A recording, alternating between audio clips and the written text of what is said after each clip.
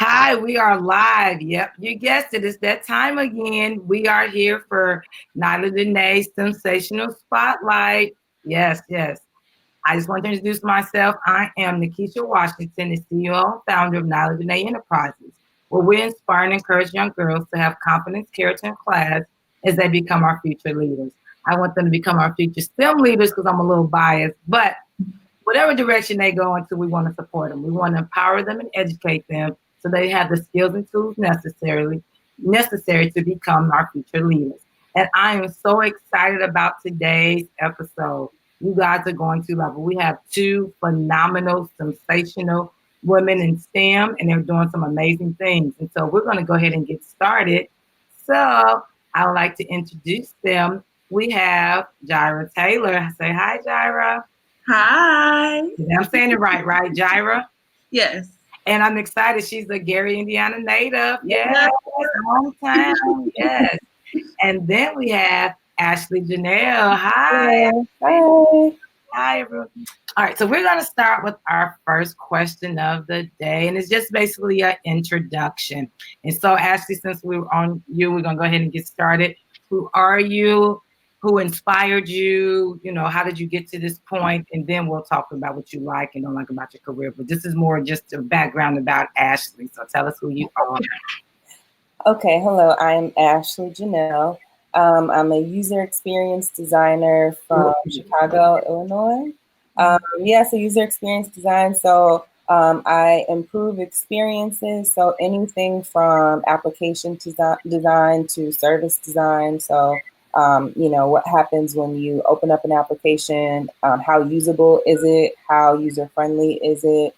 How memorable is it? Is it something that you want to come back and, use again? How, flawless and seamless was that experience?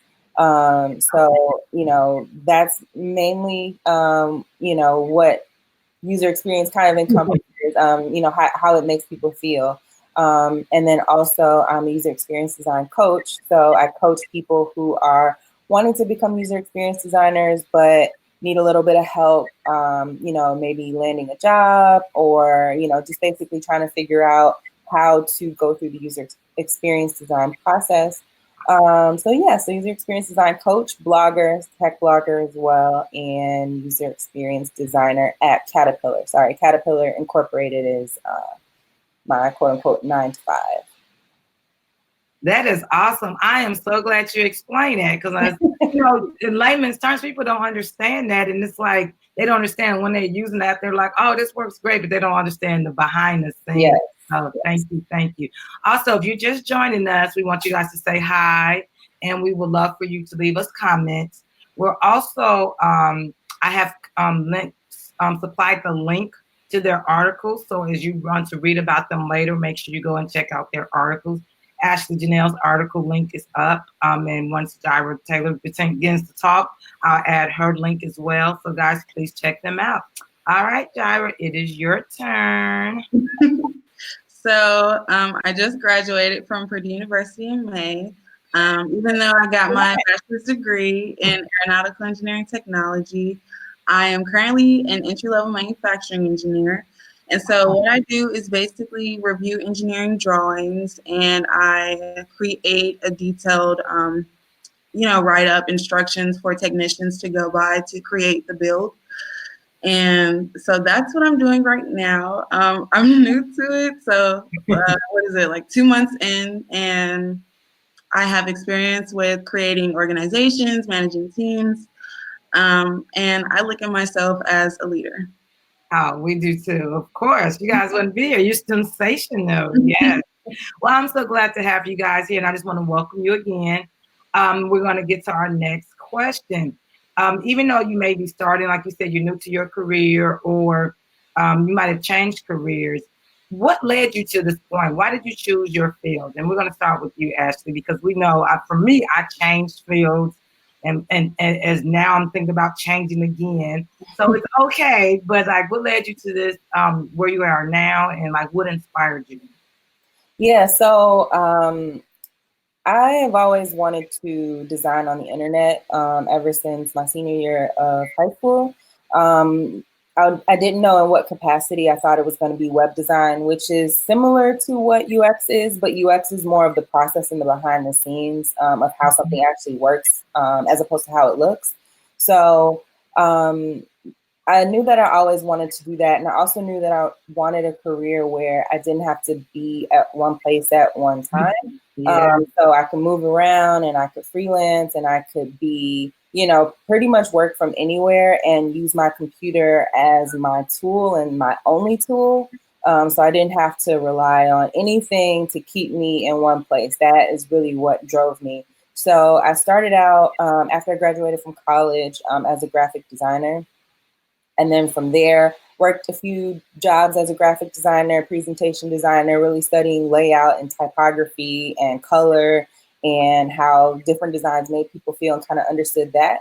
And then I wanted to move more into the tech aspect of it. And so get the real mechanics and behind the scenes and really start talking to customers and really understanding what I was creating and not just creating something because I liked it. I had to make sure that it was usable for someone else. So then I did a UX boot camp, user experience design boot camp, which kind of gave me that training.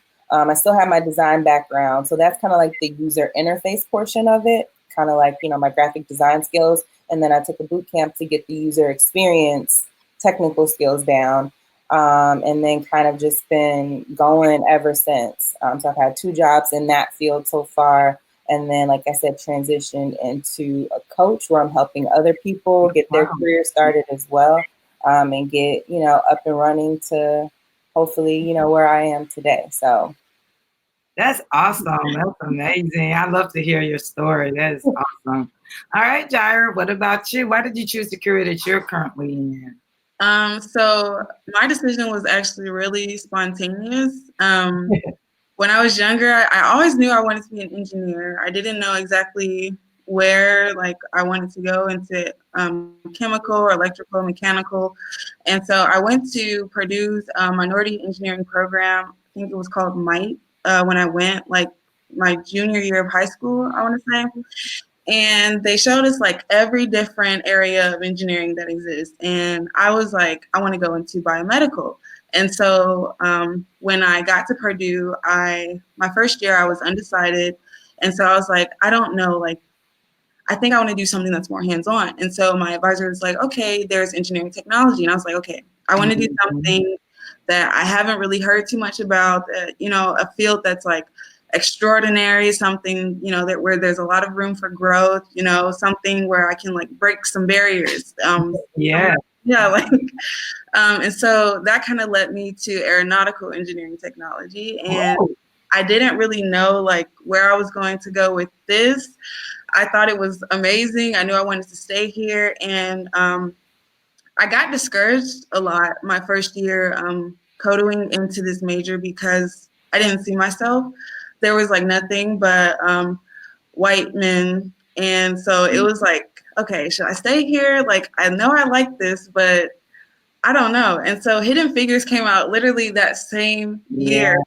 And for me, it meant a lot. It changed a lot for me because I was I didn't know that Black women were out here doing things like this in space. And so that kind of also helped me stay, but made me look at space as an option, not just aeronautics. And so, when I graduated, I had the option. So even though I'm a manufacturing engineer, I am in the space field. So all right. That's how I ended up here. That's awesome. Well, thank you, ladies, for that. I always tell people that we're no longer hidden, and Hidden Figures was one of those movies that kind of pivot everyone to say, hey, this is not right. And there are Black women are in doing the things that you guys are doing. And that's kind of what I came up with the name STEMsation. And I didn't say the definition yet, but I always like to hear your stories so people can see why I call you guys STEMsation. To me, a STEMsation is a trailblazer in the fields of science, technology, engineering, and math who are skyrocketing to their highest potential, but they're doing it with style and grace. And you guys can see why I say that they are STEMsations. Look at them trailblazers. Look at them. So excited. My mom is always on. She always watches. She says hello. And she's from Gary, Indiana. She graduated from Gary Roosevelt. She's also missing the reunion right now. We're a little sad, but it's okay. We'll be there if God's willing next year. So, hey, Mom. Yes. All right, ladies. So the next question is, because you get in these, and one thing I want to go back to is that I love that even though we may be afraid or we're fearful because we haven't seen many women that are in the fields that you guys are doing, but you stuck with it. And then you are encouraging the people and girls that are coming behind you. So thank you, thank you, thank you. That's why I call you trailblazers, because we don't know that you guys are out there doing that. And that's why I wanted to spotlight, so girls or even women that are thinking about changing careers to see that there are women out there and they've gone through it. And if they can do it, if you guys can do it, we can do it too. So thank you, thank you, thank you for staying the course and not getting intimidated. No, we supposed to be here. So keep that light shining. Yes. All right, Ashley, what did you like most about your career? So like I said, I've always loved design. So design is like at my core, the thing that I love to do.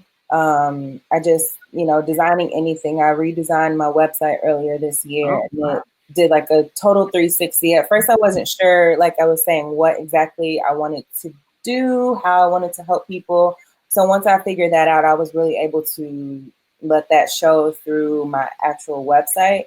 So like I said, I designed for applications at Caterpillar, which is the construction company. So a lot less sexy when it comes to design as I would like it to be. So whenever I get the chance to actually let my personality and the things that I like come through my work, I do that. So, anything from like the presentations I put together to my website to marketing materials, all that kind of stuff. So like at my core, I'm a designer. That's what I love to do.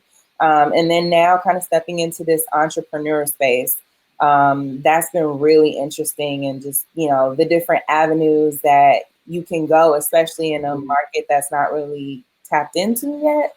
Kind of like, helping people get to, where I'm at without charging them $20,000.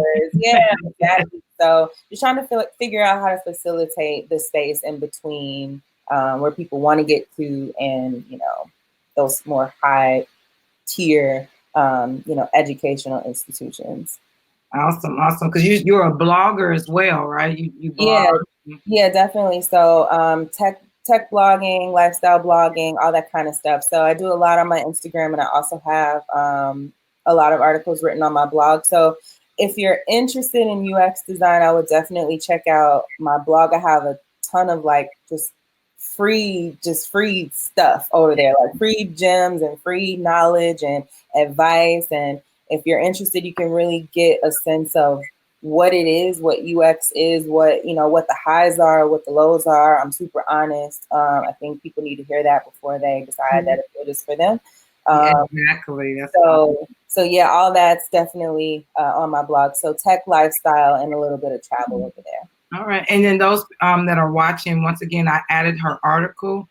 And if you go to the bottom of the article, it allows you to see everything that she has, and you can link up to her blog and her Instagram and those things as well. And we'll add those at the end. So, well, thank you for that. I love that you said you were designing stuff for Caterpillar, and you're right. That's just mind blowing, because a Black woman is doing that for Caterpillar. Like you think Caterpillar, you think of construction, you see these white men in these hard hats, and here you are just, being a STEMsation, walking through there and doing stuff and behind the scenes, and I love it. So thank you for being there.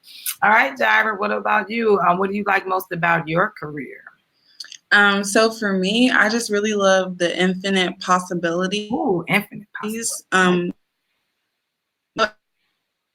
In space, and like she, haven't really been tapped into, especially for Black women. It's just like, this may sound cheesy, but like I really want to be the first Black woman to do something, because there's like, we haven't really, been in this field doing things as much as I would like to see us. And on a day-to-day basis, I'm seeing so many different things, so many different products, that I can't really talk about, because it's like, that the public hasn't seen yet, but to know what. A little snippet. We won't tell. No, I'm just kidding. But it's just like really awesome seeing, what the company and like other companies within space are creating out there, because it makes me feel like I'm a part of something bigger than myself. So I think that's really the coolest part about my career, because I don't even have clearance yet, but I can see different things. It's like, wow, this is like, we're making space better. Like, it's just, I don't know, it gives me chills. Like, I love being a part of that.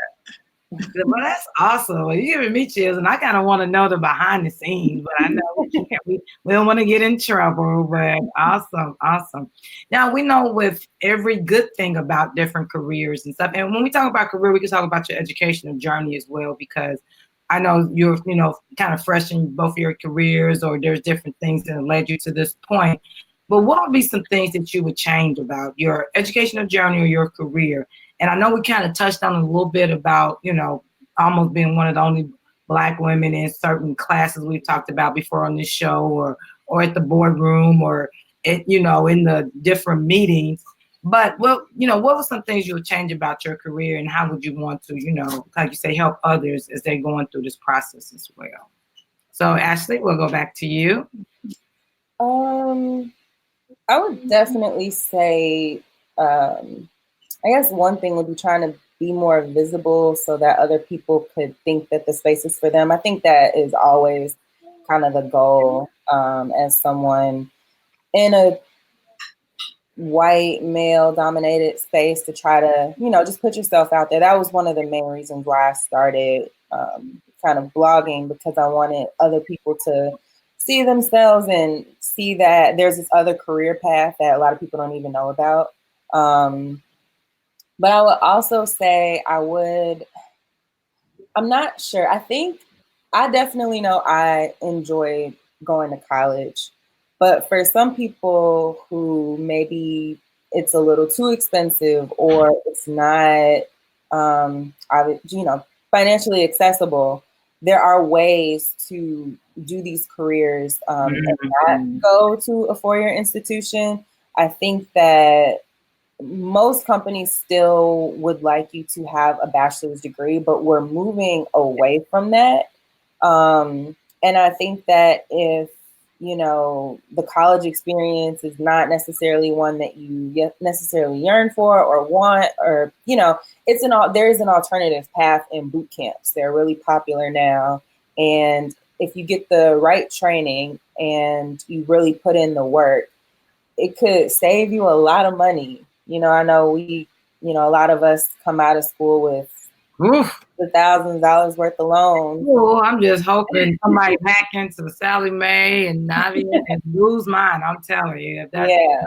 Cool. So I just, I think that being more visible and talking more about the career paths is really important as well. I'm in the process of creating something that I think kind of disrupt that space and allow people to kind of bypass certain programs and certain things. So yeah, I think just being knowledgeable and, getting the word out there that if a four-year institution is not for you, if it's not feasible or whatever the case may be, there are other ways to get into these careers and make good money. And, you don't necessarily have to go the traditional route.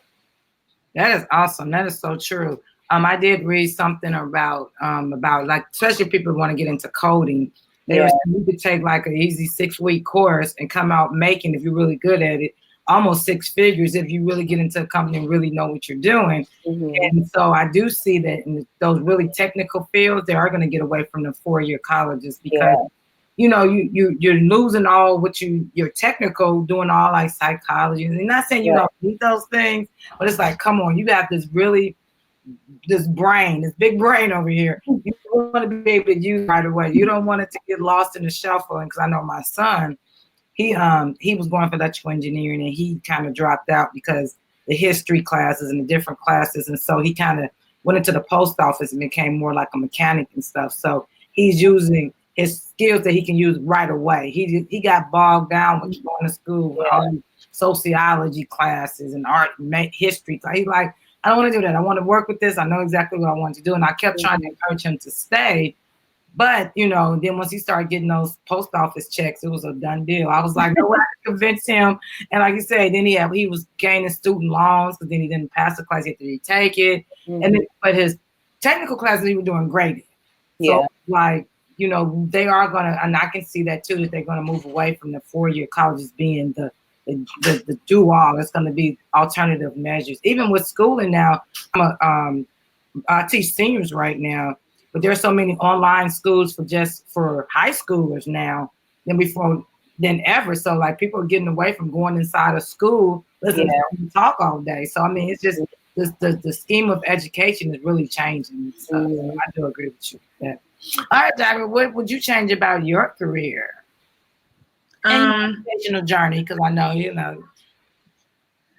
So, as far as my educational journey goes, I think that I would have tried to have more mentors. Mentors are just very, very critical, in my opinion, to your journey.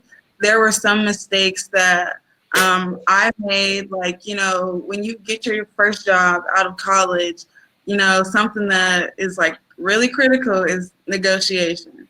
And so, you know, I don't think that all of us really know about that or even know how to do it and feel comfortable doing it.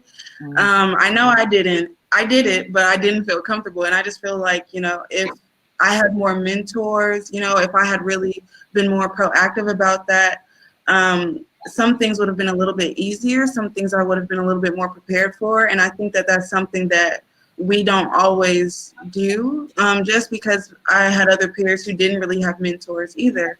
But I think that's very, very critical to your journey. And also for me, I would say really be in, like, depending on where you want to go. So for me, like, I want to manage, you know, go into that. And with me creating an organization my senior year, it's just, I didn't really get to get everything out of that I could have. Whereas if I I could have really saw some fruit come from that. And I would say that, you know, if you are somebody who is like, has a lot of goals, you want to go far, you want to see yourself at the top and like doing certain things, you should really start earlier.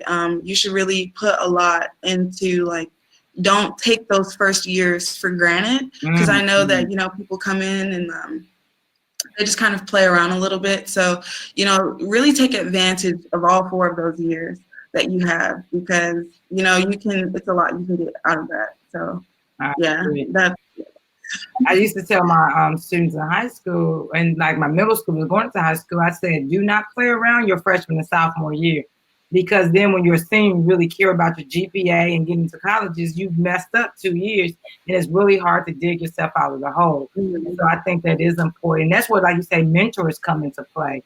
If someone has a mentor to say, hey, you know, you're not doing so great, you need to do this, and kind of lead them on that path, is more beneficial. And it helps in the long run, because you don't want someone to continue to have to go down the path that's not going to be successful for them. So I definitely agree. Ladies, now, you know, being a woman of color in STEM is not easy. And, you know, there's all kind of stereotypes just about being a Black woman. And, you know, if they say something, we might get upset or angry, or, you know, those perceptions. How did you combat the stigma of being a woman of color in STEM? Like, and have you had an incident where you had to really, I know last episode someone said they had to point to their degree on the wall and say, hey, I'm very educated. You don't have to question my education. So have you had one of those moments where you had to really let someone know, hey, you know, like, I'm here for a reason, and kind of not prove your worth, but like let them know, like, I'm not going to sit here and let you demean me in any kind of way, even if it's those little slight comments, or is it, you know, some things that are not, you know, sitting well with you. And then how did you deal with that? How did you deal with that? So Ashley, we'll start with you. I can't point to a specific situation, but what I will say is that microaggressions exist in all industries. And I think that you just kind of deal with them as they come and kind of address them one by one. There are always going to be people who, even if they won't say it, they'll say it in their actions, that they, you know, don't feel like you should be there, when half the time they probably shouldn't be there, because, you know, the way that certain people who have certain advantages get jobs and things like that. So, you know, we actually have to earn them.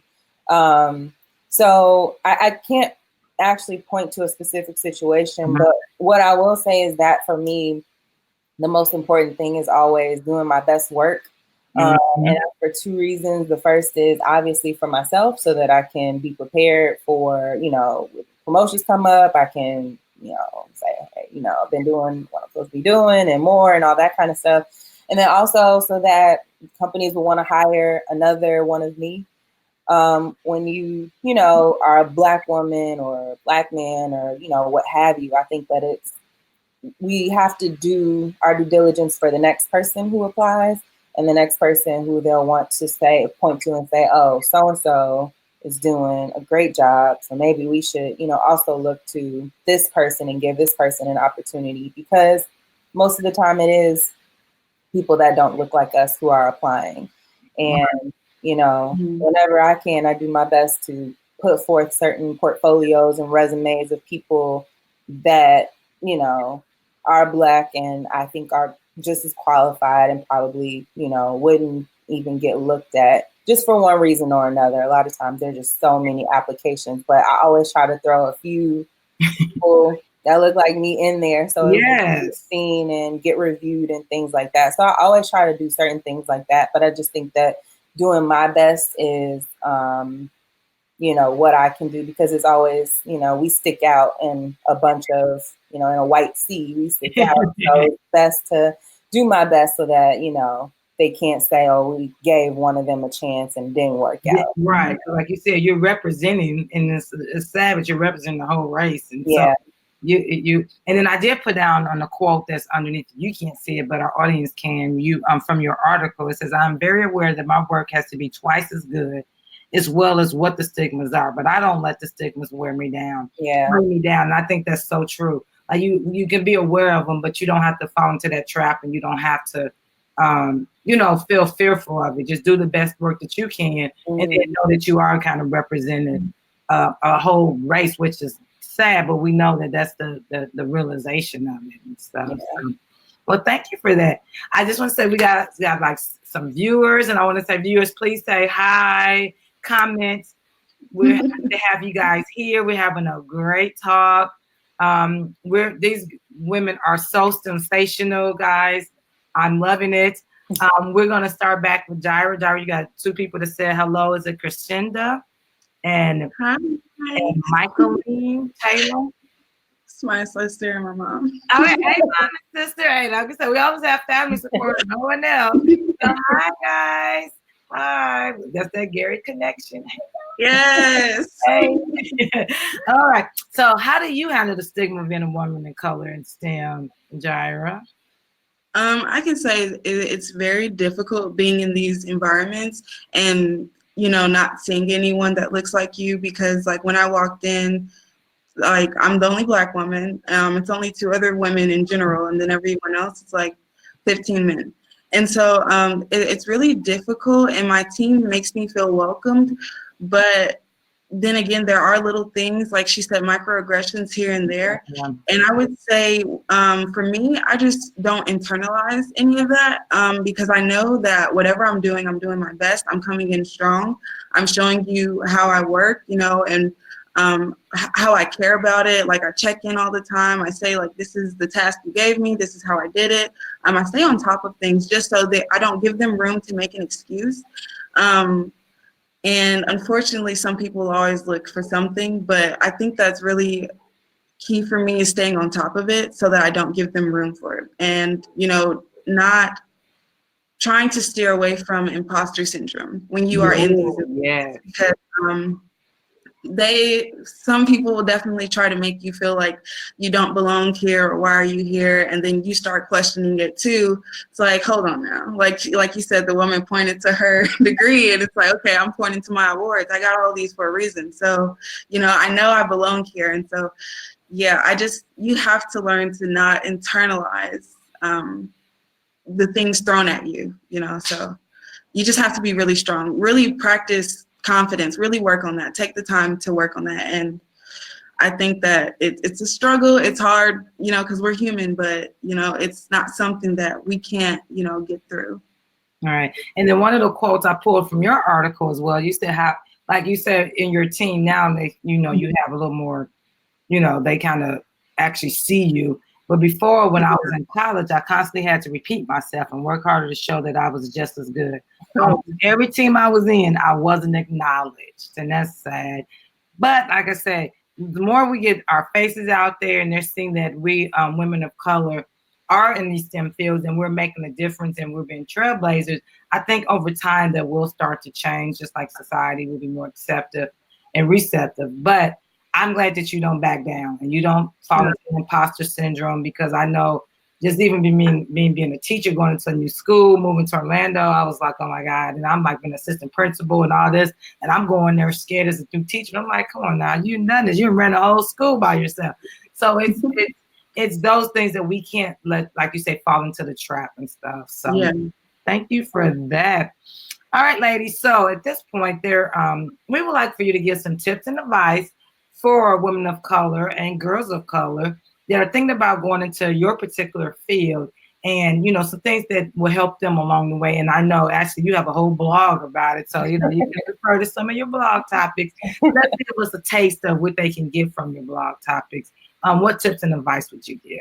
And so, Ashley, we'll start back with you. So, as a designer, as a UX designer, again, we are focusing on the end user. So the end person that's going to actually use that product. So I'll use the example of me working for a construction company. I am never going to be out there operating those machines. I'm going to be at the office or wherever I am working. And so I am not designing for me. I'm designing for a lot of time men who are a little older, men who a lot of times are not as tech savvy. And so I have to know all these things. I have to know about the people that I'm designing for, because I can't go and create this, this beautifully designed application and they don't know how to use it because they're not as tech savvy. So I have to understand who my user is. I have to understand when, how, where they're actually going to be using these products, and then design from there. So that takes a lot of empathizing with people. Like I said, a lot of times they're not as tech savvy. So I have to empathize with that. And as the designer, I can't go and put, all kinds of fancy things, because they're not, that's not how they're going to use it. They're not going to get it. And it's not going to be successful for them or for us. So I would say having empathy. Another thing is, one thing that I see a lot as a coach is people who are wanting to go into the user experience design arena and don't want to be designers. And when I say designers, that's actually like the user interface. So how it looks. UX is how it works. Okay. The interface is how it looks. You have to at least be interested in learning the how it looks part. And that a lot of people shy away from that because that is a skill. Like I said, I went to school for it. It's graphic design, it's layout, it's typography, it's hierarchy, it's, there are all of these things. There is a right and a wrong to design. There are colors that are used to be used, at certain times and not at other times, and certain buttons at certain times and not at certain times. So if you're interested in the user experience space, really spend some time actually learning how it actually looks, and taking design courses, and all that can be done online, and you can find courses on design as well. So I would say pretty much those two. So, really understanding the user. And if you're interested, there are all kinds of articles and things on just, what it means to be a user experience designer. What it doesn't mean. What it doesn't mean typically is you're not designing for yourself, which is a weird thing to get out of the habit of. Like I said, when I was a graphic designer, I was designing what I thought looked good, and that was good enough. If I was designing a menu board for McDonald's, it was what I thought looked nice, and pass it off to the client. If they signed off, then it was good. But for UX, there's a process that it has to go through. It has to be tested and validated and retested and all that kind of stuff. So so empathy as well as working on the design portion. Right. And then I took another quote. You said, get your feet wet in all of it so that you're not afraid of it and it's not foreign to you. Yeah, and that's important too, because like I always tell my clients, you don't want to not be able to qualify for a job because you're scared to apply for it because you don't have all the skills. When you can get all the skills, so just make sure that you are well-rounded in the user experience realm or stuff. That's great tips to be. And anytime you get exposure or just get familiar with something new, that's going to always help you. Because like you said, when you're applying for different jobs and they said you got experience in this, at least you can say, yeah, I've done it, or I've seen it at least. you know, I've seen it at least. I know kind of what it is, and say, sure, yes. So that is awesome. All right, Jirah, give us some tips and advice. So I think that I would say be strategic in everything that you do. Be strategic with your life, because some of us are just kind of getting through it. But like, where does this decision take me? You know, how does this benefit me? I think that those are questions that I ask myself a lot, and it kind of helps me, guides me through like my career. You know, network like crazy. Network, like especially when you get your first job, you know. Don't burn bridges, you know. Everyone is a potential connection. Anyone you meet is someone that you can learn from. You know, put yourself out there.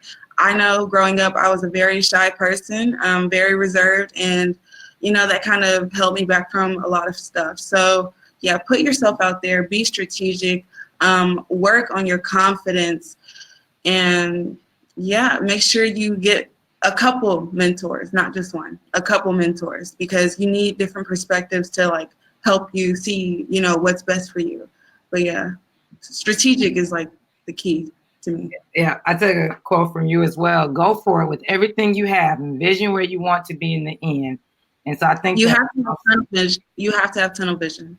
Yeah, and you can't get distracted because there will be so many things thrown at you left and right. You know, people who don't like what you're doing, who feel that you shouldn't be doing it, you know, for whatever reason, you will have a lot of negativity thrown at you. Hopefully you don't, but you may have that. So yeah, you have to just be focused, and you have to know what you want, and you have to go for it. And you can't let anyone tell you that you can't do it, that you're not good enough. You got to push through. Yes, I definitely agree. And your auntie baby doll said, "Hi, Jirah, you go. I love you." Well, I know they missing you. Move way to the Bay, so the Bay Area. So I know they're like missing you. So they're getting a little dose of it. Excited. Yeah, that is awesome. All right, ladies, we are kind of winding it down. This next question, I kind of combined them two. It's your future goals and then how you plan on giving back. And so, you know, where do you see yourself 5 years from now, 10 years from now? And then I know it's every time I ask this question, I always say giving back, because it's just amazing that as Black women, we're always looking at how to give back. Like, we know that we made it, but we want to help someone else. And it's just intrinsic for everyone I've asked. They always say, oh, I want to do this, I want to do that. And so I just added it as a question because everybody always figure out that somehow, even if it's just, you know, giving tips and advice or being open to talk with someone or being someone's mentor. Everyone always wants to give back, and that's great because that's how we're going to get our numbers. That's how we're going to get more of us in there and have that support system. So the next question, and you can kind of talk it through and I'll add the titles, but it's your future goals and how you plan on giving back. And so Ashley, we'll start back with you. So I would say my future goal is to, I'm working on, like I said, some sort of a product, I'll say, that will... it's big time. Excited. Some sort of a product that will really help people. So I'm doing one-on-one coaching, and I'm looking for a way to reach out to more people at once, I'll say. So I see. So I can help more people and then also maximize my time so that I'm working smarter and not harder. And so that's my future goal, to really go hard with that. And then we'll see where that kind of leads me in terms of my 9 to 5. But I'd love to do that full time and, you know, really work at that. And then in terms of giving back, I really want to at some point. I will. It's just more so funding and sponsorships, which is why I'm really trying to work at a lot of the things I'm doing on the side so that I can build that up so I can have money to support this. But I would love to have a program that is 100% free for kids in Chicago who don't have the right STEM programs in their schools. So when I say STEM, it would be pretty much what I do, getting into user experience at a young age, so that when they go into, so that number one, before they get to college or before they start applying, they know of this field that they may never have heard of before. Yeah. And then two, get them started so that they have projects for their portfolio, because your portfolio is everything. That's more important than your resume. It's what gets you in the door. I want to see what you can do. So I really want to fund a program to have kids get transportation, lunch, teachers, all that kind of stuff. So like a summer program, so that so that kids can have something not only constructive to do, but something that has a goal in mind. So they're working towards something. They're going to leave with something. They can go into college with something. They can continue to build off of that and use their connections and things like that, because UX is a very tangible thing. Like, it's not a hard field to get into. It's a lot of work. It's a lot of practice.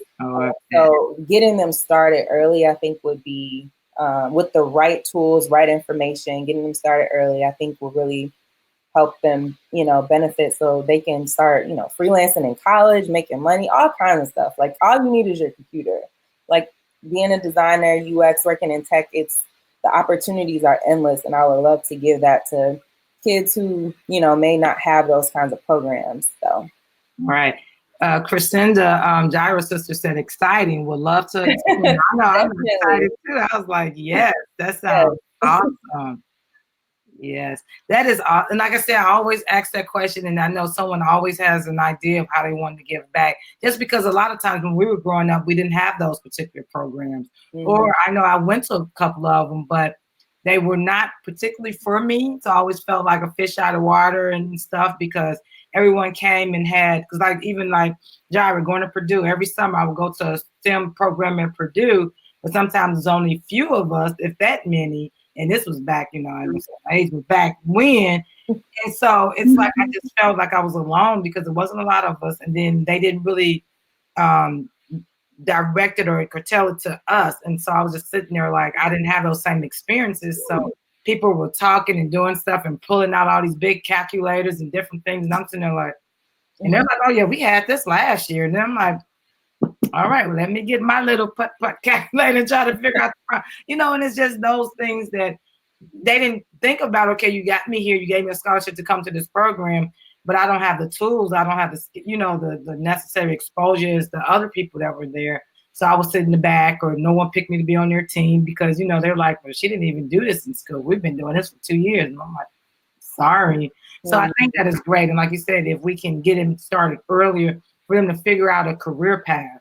Because a lot of, when I talk about STEM, even when I say STEM, I have to always spell it out, because even adults be like, what is STEM?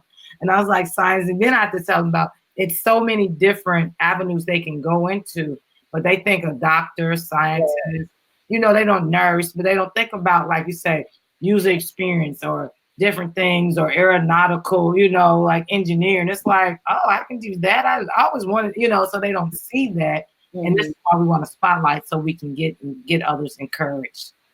All right, Jirah, your future goals, and you're giving back. And your sister said, Grandma says hello. So just have to hello, Grandma. You touched on some things, like how you went to these programs and you just kind of felt like a fish out of water. Yeah.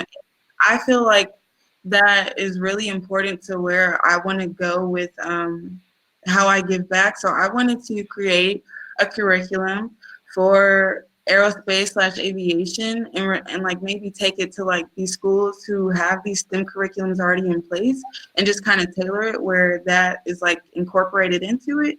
I don't know exactly how I would do that, but this is an idea, but and I'm saying that because and I wanted to do this in impoverished, underfunded areas, because like for us, this isn't really geared towards us. It isn't really promoted. Like, you go to Gary, and you talk to the kids about aerospace, like, what's that? Like, what am I doing out there? And I just feel like we don't really know about these things. We don't know that they exist. Like, even what she's doing with the user experience. Like there are so many subcategories, and it's just not really taught to us. So that's something that I really wanted to do in regards to giving back, because I don't think that even if they do exist, they're not tailored to us and our needs and how we think and like what we have been exposed to. So we're not always as prepared.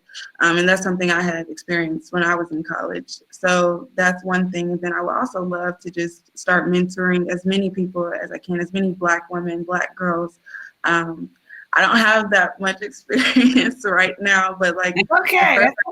into my career, you know, that's when I want to do that so bad, because we need help and like we just don't know where to look, especially in fields like, you know, what we're doing. Like, who do we go to? Like, how do we even get into this stuff? We just don't always know. And so I would just really love to do that, you know, mentor as many Black girls, as many young kids as I can, and, you know, start that curriculum as soon as I can. That's awesome. That's awesome. Well, ladies, thank you. Thank you. That is great. And like you said, we need any type of mentoring. Even just talk to people, you know, it doesn't have to be something very formal, but something informal, and just trying to get the word out there, because we definitely need more representation in these fields. And now they can see your faces. So when we play this over and over, because it's added to my YouTube channel, you guys that have it, you know, then they can see like, oh my God, I didn't ever think about going into that. I always thought, you know, I was good at science, I was good at math, you know, but now they can see that. And so that's awesome. Well, we're on to our last question. And I love this question because we know that it takes a village. And so our question is, and then we give you a chance to give your shout outs and all of that, about your family influence. How has your family influenced you? And it doesn't have to just be your blood family. It could be your support system at school, support system at work. Well, how they have supported you and influenced you and helped you get to this point, and how they're constantly motivating you as well. So, Ashley, let's start with you. And then this is your time, because this is like our last question. So this is your time to shout out anyone and thank them. You know, this is like I always say this is your Oscar speech. So go ahead and have your way with it. It's your time. So I guess I would say my parents. So one thing that was always important to me was what am I gonna do in life? Well, when I was in high school, thinking about college, like what career do I want that I'm gonna be happy with, and that's also going to make me the money that I want to make. And I remember somebody, I think it was my dad, telling me, just do what you love and the money will come. Ooh, and I never really understood it. But I was just like, okay. And then right after that, I fell into this web design class in high school, and then did some research on salaries. And then I was like, okay, that's cool. But then I also found out about the freelance portion of it, and and that jogged my whole, you know, working from anywhere, kind of just taking my laptop, using that as my tool, and taking on clients along with whatever job I have, or just building different products and services like I'm doing now. So I really believe that, like, you don't have to be like the doctor or whatever, you know, and I obviously those careers are great, but I think at one time, you know, for Black people, it was like, okay, you want to make some money, go be a doctor, go be a lawyer, go do these things.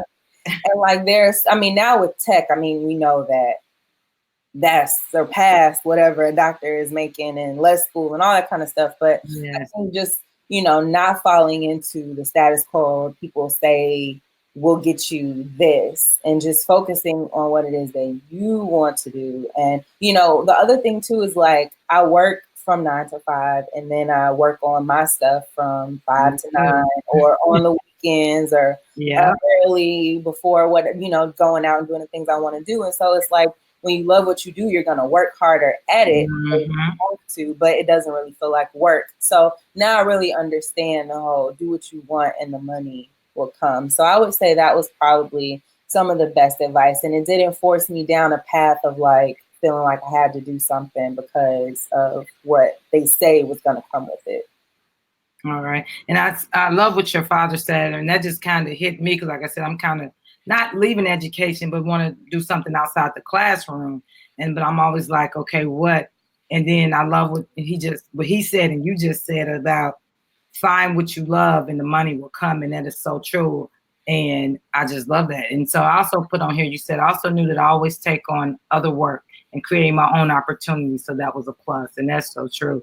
And I feel like what you're doing as well, I work my 9 to 5, I come home and I work on Knowledge Day Enterprise. It's like, what I want it to be is my baby. Like I'm spending Sunday night interview, but this is what I look forward to. And I'm dreading Monday going to work. Yes. Work is over. I love coming home and working with people. I have a couple of interns that are helping me now. And so it's like, man, people are seeing my vision. Like they're actually going to intern with me and stuff. So I'm like, too, like really ready to, but I know it's going to take patience, but like move on to the next level of my own business.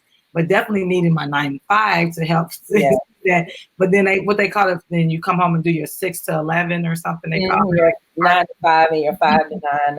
Or something like that. So that's kind of where I'm at as well. So, but thank you for that. And thank you, parents, for raising such a sensational young lady that is very wise beyond her years. Yes. All right, Jirah, what about your family influence? And we can tell they've been on here and stuff. And yes, tell us how they've been influential in, getting you to this point.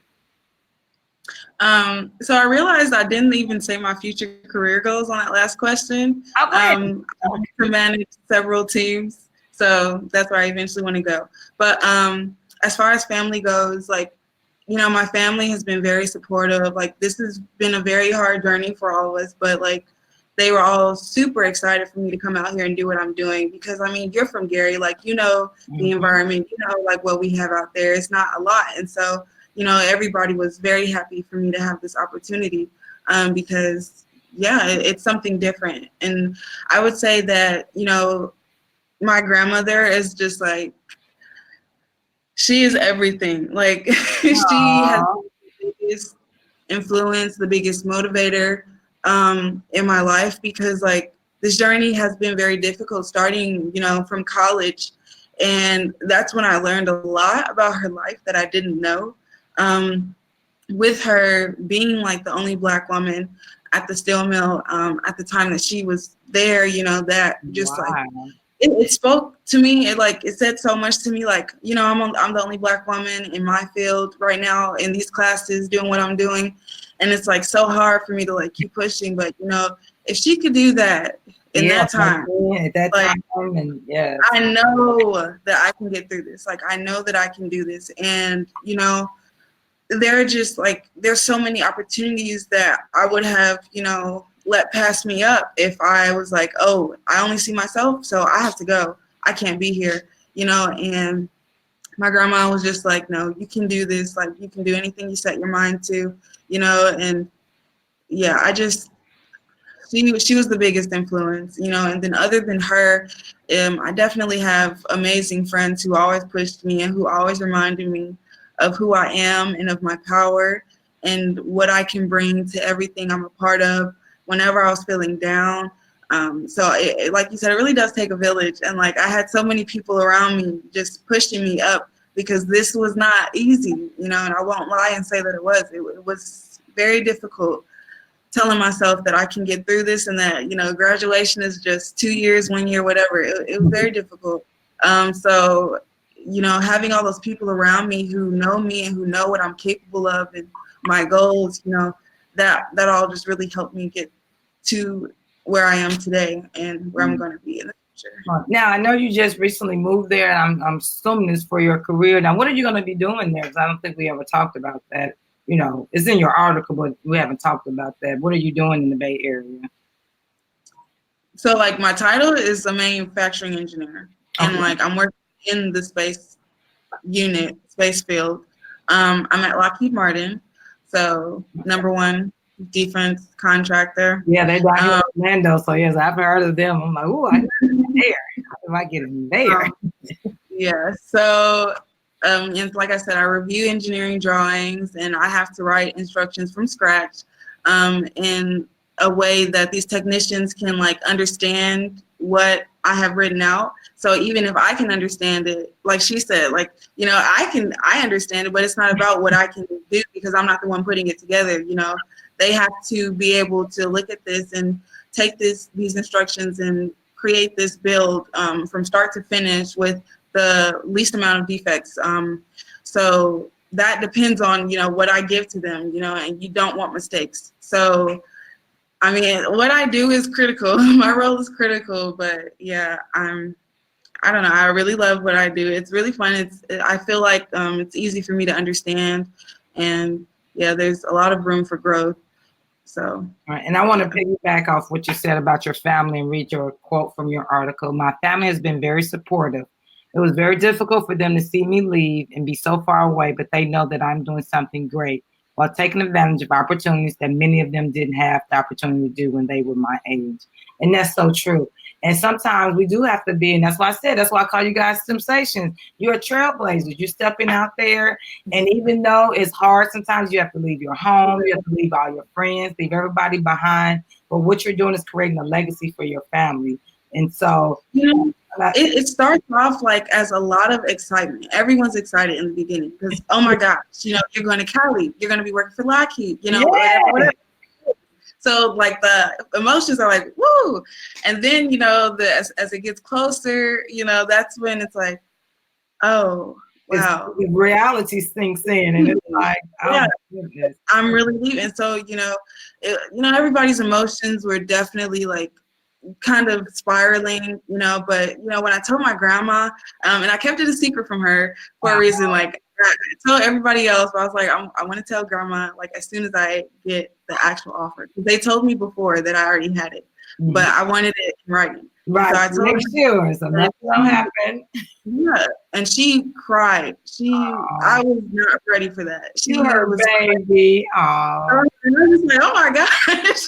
So, you know, it's hard to adjust to, but everyone's happy. So yeah. You want to do great things and you're already making them proud and you already have made them proud. So, you know, and I definitely want to say to you ladies, because we're, you know, closing it out. I definitely want to keep in touch with you guys. I want to definitely check back in to see where you are now, just like Oprah, and just and you know, and just keep our readers who read your article and our viewers who watch this and those that are going to get to know you even more in your journeys.